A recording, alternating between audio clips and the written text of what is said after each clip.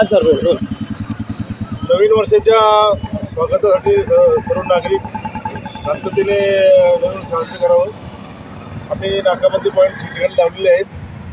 कोणीही दारू पिऊन काही अपघात वगैरे घडू नये यासाठी ही नाकाबंदी लावलेली आहे. कोणीही नववर्ष स्वागत करताना हुल्लडबाजी करणार नाही, विनाकारण गाडीवर फिरणार नाही.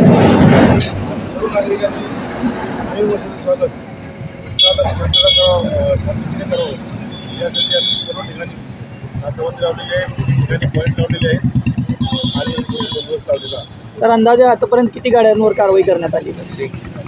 प्रत्येक पॉईंटला 5-6 हे ड्रंक अँड ड्राईव्हमध्ये कारवाई केली आहे. शहरामध्ये एकूण 20 ते 25 गाड्यावर कारवाई करण्यात आता मी 12 वाजेपर्यंत केलेली आहे. अजूनसुद्धा ही कारवाई 2 वाजेपर्यंत चालू राहील. ते पाठीमागून सुद्धा आमचा बंदोबस्त ठिकठिकाणी नेमण्यात आलेला आहे. काय आव्हान करणार सोलापूरकरांना हेच आव्हान आहे की नवीन वर्षाचं स्वागत शांततेने करावं.